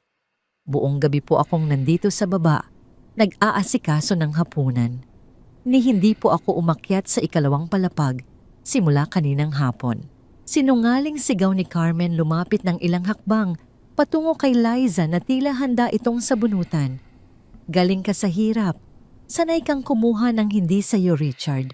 Halugugin natin ang kwarto ninyo. Sigurado akong itinago niya yan doon. Tumayo si Victoria mula sa sofa. Ang kanyang presensya ay agad na nagpatahimik sa ingay ng silid. Carmen, kung may nawawalang malaking halaga, ang unang dapat nating gawin ay tumawag ng pulisya. Sila ang may karapatang mag-imbestiga, hindi tayo. Mabilis na umiling si Carmen. Ang kanyang mukha ay biglang napuno ng panik sa pagkabanggit ng pulis. Hindi huwag pulis, Victoria. Ayokong lumabas sa balita na ang manugang ko ay isang kriminal. Pamilya na natin ang aayos nito. Ako mismo ang magpapatunay na siya ang nagnakaw. Humarap si Carmen kay Richard. Umakyat tayo sa kwarto ninyo ngayon din. Tiningnan ni Richard si Liza nang may matinding pagdududa bago tuluyang sumunod sa kanyang ina, paakyat ng hagdan. Habang naglalakad pataas ang mag-ina, lumingon si Liza kay Victoria. Ang matandang negosyante ay nakatayo pa rin sa sala, pinagmamasdan ng buong eksena nang may matalim at nag-aanalisang tingin. Senyora Victoria, kung maaari po sana, sumunod din kayo sa itaas, mahinahon, ngunit seryosong pakiusap ni Liza. Gusto ko pong maging saksi kayo na wala akong itinatagong nakaw na yaman sa kwarto namin ng asawa ko. Tiningnan siya ni Victoria ng matagal bago dahan-dahang tumango. Sige Liza, susunod ako. Naglakad si Liza paakyat ng hagdan, ramdam ang bigat ng bawat hakbang. Sa loob-loob niya isang malamig at naghihintay ng ngiti ang namumuo.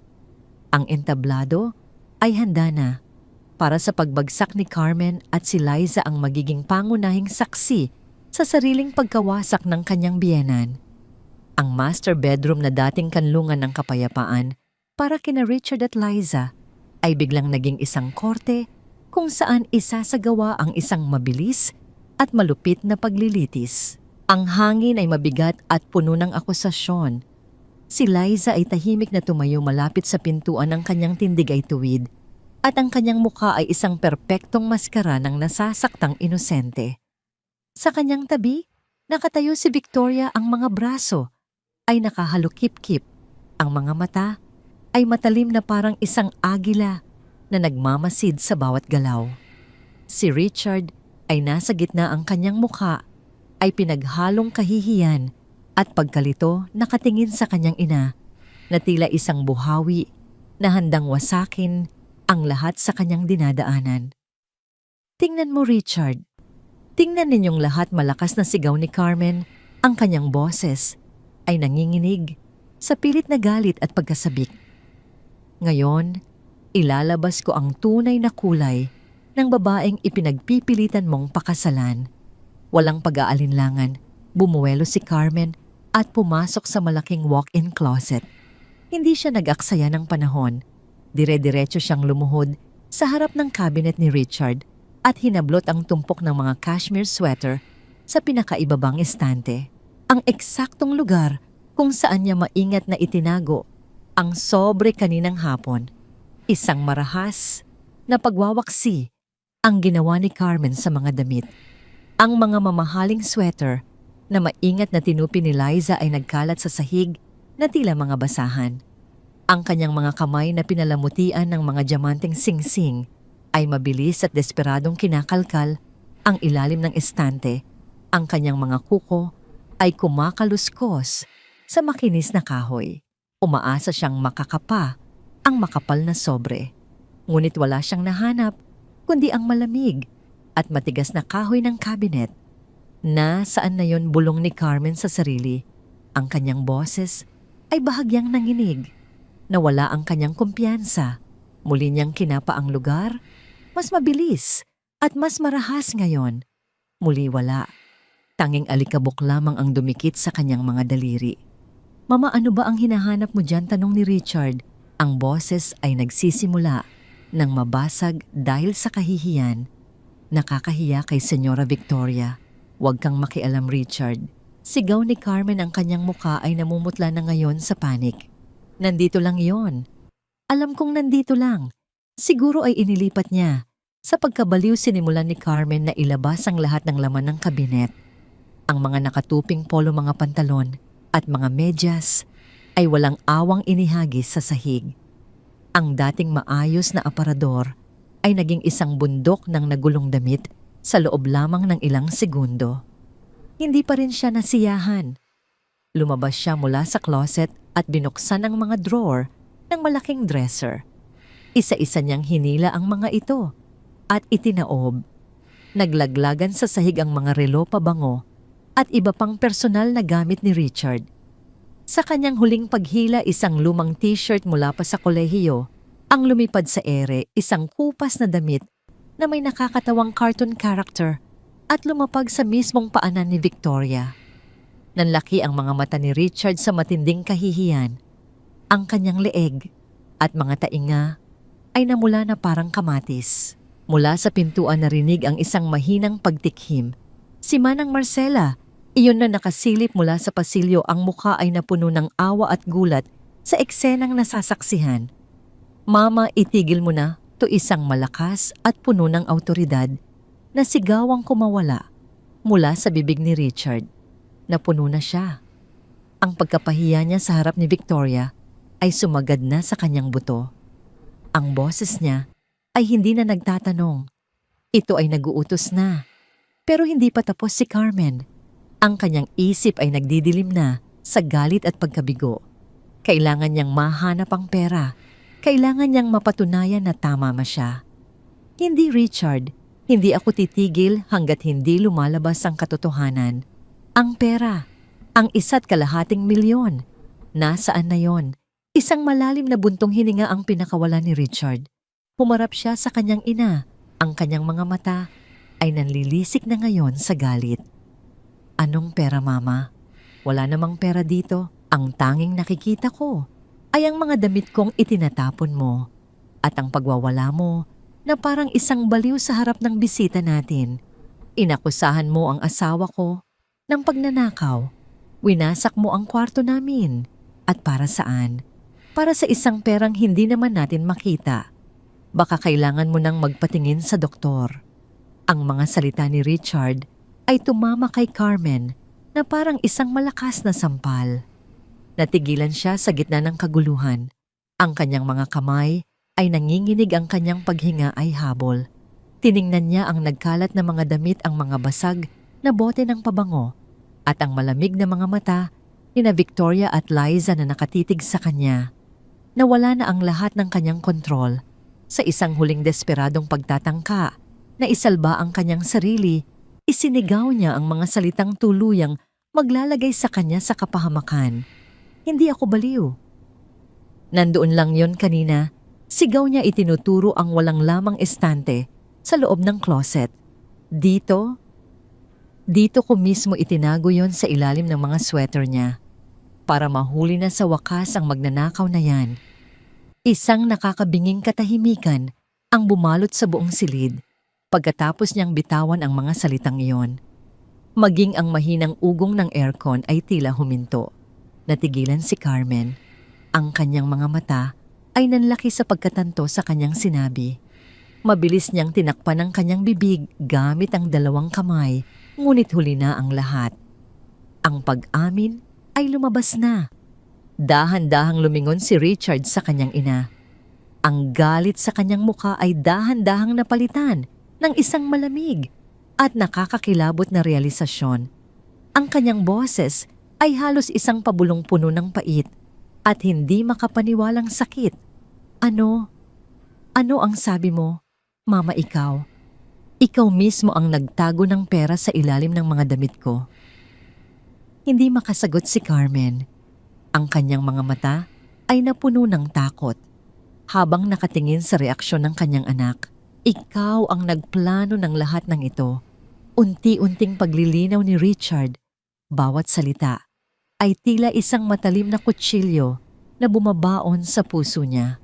Pinlano mo ito sa harapan ni Senyora Victoria para lang sirain at ipahiya si Liza. Ang huling salitang binitawan niya ay nanatiling nakabitin sa hangin, isang hindi maikakailang pag-amin na bumasag sa lahat ng kasinungalingan at nag-iwan kay Carmen na hubad at talunan sa gitna ng sarili niyang kaguluhan. Nakatayo siya doon, napapaligiran ng mga piraso ng kanyang nawasak na plano, habang ang mga mata ng lahat ay nakatutok sa kanya, hindi bilang isang biktima, kundi bilang ang tunay na kontrabida ng gabing iyon. Ang pag-amin ni Carmen ay nanatiling nakabitin sa hangin na parang isang nakakalasong usok. Ang init sa mga mata ni Richard ay biglang nanlamig na palitan ng isang nakakakilabot na pagkaunawa.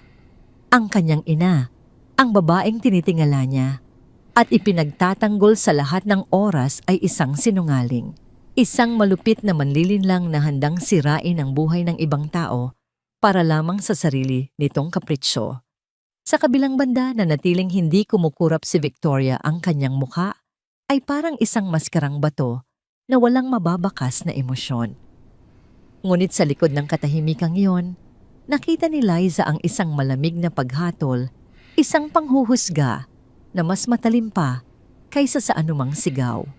Sa likod ng maskara ng pagiging biktima, isang malamig na ngiti ang unti-unting namumuo sa kalooban ni Liza. Ang unang yugto ng kanyang paghihiganti ay natapos na. Ngayon, hahayaan na niyang ang tadhana mismo ang magbigay ng pangwakas na hatol. Hindi iyon ang ibig kong sabihin. Biglang sigaw ni Carmen. Ang boses ay mataas at nanginginig. Desperadong sinusubukang bawiin ang kanyang sinabi. Ang ibig kong sabihin, marahil ay nakita ko lang siyang umakyat sa itaas kanina. Oo, nakita ko siya. Ngunit wala nang naniniwala sa kanya. Ang kanyang mga salita ay hungkag at puno ng kasinungalingan. Sa sobrang pag-aalala, umatras siya nang hindi tumitingin sa kanyang likuran. Ang kanyang mga paa ay nawalan ng balanse. Sa kanyang pag-atras, hindi niya napansin ang maliit na coffee table na gawa sa salamin na nasa gitna ng sala. Ang likod ng kanyang mga tuhod ay tumama sa matigas na gilid nito. Isang malakas na kalabog ang umalingaw-ngaw. Nawalan ng balanse si Carmen. Sa kanyang pagtatangkang kumapit, hinawakan niya ang mantel ng mesa na naging dahilan upang mahila niya ang lahat ng nakapatong dito.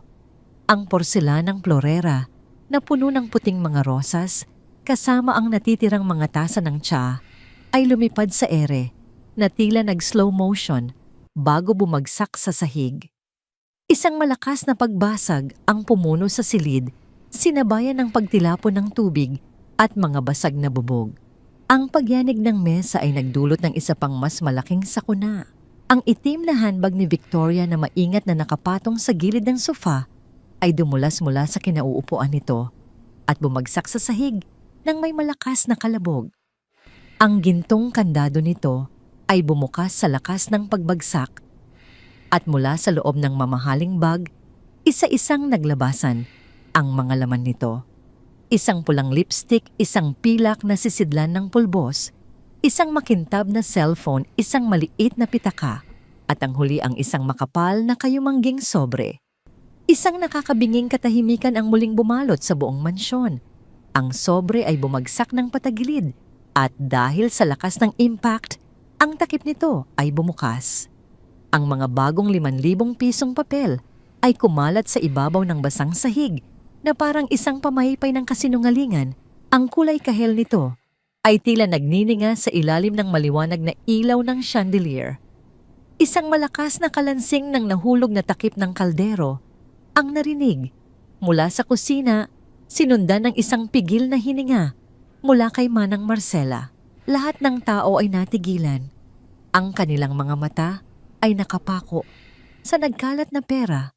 Bawat isa ay may kanya-kanyang iniisip. Si Victoria ang unang kumilos. Ang kanyang muka ay walang anumang bakas ng gulat. Dahan-dahan siyang yumuko, hindi upang pulutin ang pera, kundi upang kunin ang mismong sobre. Gamit ang dalawang daliri na tila nandidiri, itinaas niya ang basang sobre. May nakasulat dito na maliit donasyon para sa St. Jude Orphanage. Itinaas niya ang kanyang tingin at direktang tumingin kay Carmen na ngayon ay nakaluhod sa gitna ng basag na bubog at nagkalat na pera ang mukha ay puno ng hindi maipaliwanag na takot. Carmen, ang boses ni Victoria ay malamig at matalas na parang isang kutsilyo. Maari mo bang ipaliwanag sa akin kung paanong ang pondo ng simbahan na sinasabi mong ninakaw mula sa iyong kwarto ay napunta sa loob ng aking personal na bag? Hindi makasagot si Carmen. Ang kanyang mga labi ay nanginginig, ngunit walang salitang lumalabas. Ito ba ay isang uri ng suhol? Carmen, patuloy ni Victoria, ang boses ay nananatiling kalmado, ngunit puno ng panganib. O marahil ito ay isang murang uri ng blackmail. Ano ba talaga ang pinaplano mong gawin sa perang ito? Hindi, Victoria. Maniwala ka sa akin. Hikbi ni Carmen, ang mga luha ay nagsisimula nang bumuhos sa kanyang mga pisngi. Hindi ko alam kung paano yan napunta dyan. Wala akong kinalaman dyan. Habang nakaluhod ang kanyang ina, dahan-dahang naglakad si Richard palapit. Tinitigan niya ang kanyang ina at pagkatapos ay ang bag ni Victoria. Ang lahat ng piraso ng palaisipan ay biglang nag-ugnay sa kanyang isipan. Ang buong gabi. Ang pagiging balisa mo, Mama, sa tuwing malapit ang bag na yan. Ang pagpipilit mong ipakita ang pera. Ang pag-akusa mo kay Liza. Tumingin si Richard sa kanyang ina.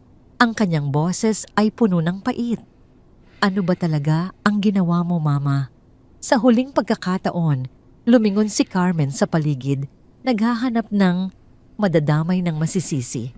Ngunit wala na siyang matakbuhan. Siya ay nasa isang bitag na siya mismo ang gumawa. Tumayo si Victoria. Maingat niyang pinulot ang kanyang bag at ang mga gamit na nagkalat maliban sa pera. Kinuha niya ang sobre at walang awang inihagis ito pabalik sa paanan ni Carmen. Kinuha niya ang kanyang cellphone at nagsimulang maglakad patungo sa pintuan. Bago siya lumabas, huminto siya at hinarap si Richard. Ang kanyang boses ay hindi nagalit. Ito ay malamig at pangnegosyo na, Richard. Ang kalinisan sa negosyo ay nagsisimula sa kalinisan sa sariling tahanan. Kung ang ganitong klase ng panlilinlang at Shakespearean drama ay nangyayari sa ilalim ng iyong bubong, paano ako magtitiwala sa iyong kumpanya? Senyora Victoria, pakiusap. Pakihiwalay po ang personal na problema ng aking ina sa ating negosyo. Halos magmakaawang sabi ni Richard. Hindi iyan ganoon kasimple, Richard, sagot ni Victoria. Ikinakansela ko ang ating usapan. Ayusin mo muna ang gusot sa pamilya mo. Siguro pagkalipas ng isang buwan. Kapag napatunayan mong ikaw na talaga ang may kontrol sa buhay mo, maaari tayong mag-usap muli. Siguro. Walang lingon-likod lumabas si Victoria ng pinto. Ang tunog ng pagsara nito ay umalingaw-ngaw sa buong mansyon, isang hudyat na hindi lamang isang business deal ang nawala, kundi pati na rin ang dangal reputasyon at tiwala na pinaghirapan ng kanilang pamilya sa loob ng maraming taon. Naiwan si Carmen na nakaluhod sa sahig, yakap-yakap, ang basang sobre, umiiyak ng walang tigil. Ngunit ang kanyang mga luha ay hindi na nakakakuha ng awa mula sa kahit kanino. Siya ay nag-iisa sa gitna ng kapahamakan na siya mismo ang lumikha. Ang pagsara ng pinto ay nag-iwan ng isang nakabibinging katahimikan sa loob ng mansyon na binasag lamang ng mahinang paghikbi ni Carmen. Nakaluhod pa rin siya sa sahig, ang kanyang mamahaling itim na gown ay nabasa na ng tsa at napuno ng maliliit na piraso ng basag na bubog. Ang 1.2 milyong pisong pondo ng simbahan ay nakakalat sa paligid niya na parang mga tuyong dahon sa taglagas, isang simbolo ng kanyang tuluyang pagkawasak. Walang sino mang kumilos upang tulungan siya. Si Manang Marcela ay nanatiling nakatayo sa pasilyo. Ang kanyang mukha ay puno ng awa, ngunit may halong pagkaunawa na si Carmen mismo ang nagdala ng kapahamakan sa kanyang sarili. Si Richard naman ay nakatayo na parang isang estatwa, ang kanyang tingin ay nakapako sa kawalan. Ang mga pangyayari ng gabing iyon, ang panloloko, ang kahihiyan, ang nawalang pagkakataon sa negosyo, ay dahan-dahang bumabaon sa kanyang isipan. Pagkatapos ng ilang sandali ng pananahimik, huminga siya ng malalim at lumingon, hindi sa kanyang ina, kundi kay Liza. Dahan-dahan siyang lumapit sa kanyang asawa. Ang mga mata ni Richard ay puno ng pagsisisi, isang uri ng sakit na ngayon lamang nakita ni Liza mula sa kanya sa loob ng 2 taon. Hinawakan niya ang mga kamay ni Liza. Ang mga ito ay malamig na parang yelo. Liza, patawarin mo ako, bulong ni Richard, ang kanyang boses ay nanginginig. Patawarin mo ako sa lahat. Sa bawat sandaling hindi kita ipinagtanggol, sa bawat sandaling pinabayaan kitang masaktan. Tama ka. Tama ka sa lahat. Tiningnan ni Liza ang kanyang asawa. Sa kauna-unahang pagkakataon, nakita niya hindi ang isang duwag na anak, kundi ang isang lalaking nagsisimulang mamulat sa katotohanan. Tumango siya ng marahan, isang simpleng galaw na nagpapahiwatig ng pagtanggap, ngunit hindi pa ng lubos na pagpapatawad. Binitawan ni Richard ang mga kamay ni Liza at nang hindi man lang sumusubulyap sa kanyang ina, mabilis na umakyat sa hagdanan patungo sa kanilang kwarto. Ilang sandali pa narinig ang malalakas na kalabog mula sa itaas, ang tunog ng mga drawer na binubuksan at mga maletang inihahagis sa ibabaw ng kama. Naiwan sa sala si Liza at si Carmen. Dahan-dahang tumayo si Carmen mula sa sahig. Ang kanyang mga tuhod ay nanginginig. Humarap siya kay Liza, ang kanyang mukha ay basang-basa ng luha at makeup. Ang dating mapagmataas na matrona ay ngayon ay isang kaawa-awang anino ng kanyang dating sarili. Ahas kaanggil ni Carmen, ang kanyang boses ay mahina ngunit puno ng lason. Ahas ka. Ikaw ang nagplano ng lahat ng ito. Natagpuan mo ang sobre at ikaw ang naglipat nito sa bag ni Victoria. Alam na alam mo ang ginagawa mo. Huminto si Liza sa pagpulot ng mga basag na bubog. Dahan-dahan siyang tumayo at humarap sa kanyang biyenan. Sa pagkakataong yon, wala nang bakas ng pagpapakumbaba sa kanyang mukha. Ang kanyang mga mata ay kalmado. Ang kanyang mga labi ay may bahagyang kurbada ng isang malamig na ngiti. Tiningnan niya si Carmen ng diretso sa mata, isang tingin na nagpatigil sa paghinga ng matanda. Senyora Carmen, mahinahon at halos malambing na sabi ni Liza. Ni isang daliri ay hindi ko ginalaw para ihanda ang finale na ito. Kayo po mismo ang nag-ayos ng entablado, kayo ang sumulat ng script, at kayo rin ang nag-imbita ng mga manonood. Ang tanging ginawa ko lang po ay tulungan ang palabas ninyo na marating ang kanyang karapat-dapat na katapusan. At kailangan ko pong aminin, napakaganda po ng kinalabasan. Nagustuhan ng lahat, lalo na ako. Napanganga si Carmen, hindi makapaniwala sa narinig. Ang manugang na itinuring niyang isang tahimik na kordero ay isa palang lobo na nagtatago sa balat nito. Sa pagkakataong yon, narinig ang mabibigat na yabag mula sa hagdanan. Bumaba si Richard na may dalang-dalawang malalaking maleta. Ang kanyang mukha ay seryoso at desidido. Nilagpasan niya ang kanyang ina na parang hindi ito nakikita at dumiretso kay Liza. Halika na, Liza, sabi niya. Hinawakan ng kamay ng asawa. Aalis na tayo. Ngayon din.